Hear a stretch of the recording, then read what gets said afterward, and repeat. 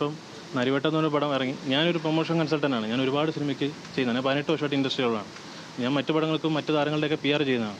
അപ്പം ഈ അടുത്ത് നരിവട്ടം എന്ന് പറഞ്ഞ പടം ഞാൻ പ്രൊമോഷൻ ചെയ്തിട്ടുണ്ടായിരുന്നു. അപ്പോൾ ഞാൻ അതിനെ പ്രശംസിച്ചുകൊണ്ടൊരു പോസ്റ്റ് ഇട്ടു. അപ്പോൾ അത് കണ്ടപ്പോഴും ഉണ്ണിക്കത് പിടിച്ചില്ല.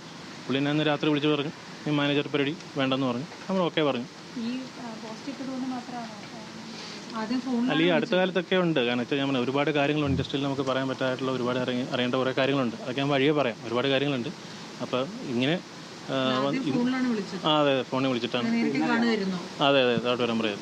അല്ല, എനിക്ക് നരിവേട്ട സിനിമയുടെ പോസ്റ്റ് അത് നല്ല സിനിമയാണെന്ന് വിപിന്റെ ഞാൻ വർക്ക് ചെയ്യുന്ന അതെ എൻ്റെ ഇൻസ്റ്റാഗ്രാമിലാണ് ഇട്ടത്. ഞാൻ വർക്ക് ചെയ്യുന്നതാണ്. ഞാൻ ആ പടത്തിൽ വർക്ക് ചെയ്യുന്നതാണ്. ഞാൻ അങ്ങനെ ഒരു പെയ്ഡ് മാനേജർ അല്ല. ഞാൻ PR കൺസൾട്ടൻ്റാണ്. ഞാൻ ഒരുപാട് സിനിമയ്ക്ക് വർക്ക് ചെയ്യുന്നത്. ഞാൻ 500 പരം പടങ്ങൾ ചെയ്തിട്ടുണ്ട്. അറിയാവുന്നതാണ്. അതാ ഞാൻ പറഞ്ഞു, ഈ അടുത്ത് പുള്ളിക്ക് പടങ്ങളുടെ പ്രശ്നങ്ങളൊക്കെ ആയിരിക്കും. അത് പുള്ളിയുടെ ഉള്ള പ്രശ്നമാണ്. അത് എൻ്റെ പ്രശ്നമല്ല. അല്ല, അതൊക്കെ ഞാനത് മൊഴി കൊടുത്തിട്ടുണ്ട്. അത് വഴി അവർ പറയും. അതിൽ കൂടുതൽ എനിക്ക് ഡീറ്റെയിൽസ് ഡിസ്ക്ലോസ് ചെയ്യാൻ പറ്റില്ല. ഇതൊക്കെയാണ് കാര്യങ്ങൾ. അതെനിക്ക് ഇൻഡസ്ട്രിയിൽ ഒരുപാട് കാര്യങ്ങൾ എനിക്ക് പറയാൻ പറ്റില്ല. ഇൻഡസ്ട്രിയിലും അല്ലെങ്കിൽ ഒരുപാട് പേരെ ബുദ്ധിമുട്ടിക്കുന്ന കാര്യമുണ്ട്. എനിക്ക് കൂടുതൽ ഞാൻ FEFTയിൽ പരാതി കൊടുത്തിട്ടുണ്ട്. അമ്മയിലും എല്ലായിടത്തും ഞാൻ പരാതി കൊടുത്തിട്ടുണ്ട്. എല്ലാ സംഘടനയിലും പരാതി കൊടുത്തിട്ടുണ്ട്. അതെ പാർക്കിങ്ങിലേക്ക്, ബേസ്മെൻറ്റ് പാർക്കിങ്ങിലേക്ക് വിളിപ്പിച്ചിട്ട് മർദ്ദിക്കുക. അതെ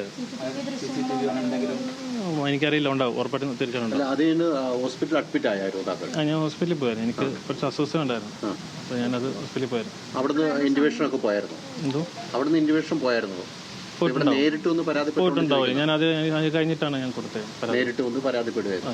ഈ മർദ്ദനം എങ്ങനെയാണ് മർദ്ദിച്ചത്? എന്തെങ്കിലും ആയുധം വെച്ചാണോ? അല്ല, ആയുധമൊന്നും ഇല്ലായിരുന്നു. അല്ലാതെ മർദ്ദിക്കായിരുന്നു. കൈകൊണ്ട്. അതെ ഞാൻ പിന്നെ അത് എസ്കേപ്പായി മാറുമായിരുന്നു. താങ്കളൊരു കണ്ണടയൊക്കെ ചവിട്ടി പൊട്ടിക്കുന്നു. അതെ ഏതാണ്? എൻ്റെ ഒരു കണ്ണടിയൊക്കെ ചവിട്ടി പൊട്ടിച്ചു. അതെനിക്ക് വേറൊരു താരം ഗിഫ്റ്റ് തന്ന കണ്ണടി. ഏത് താരമാണത്? അത്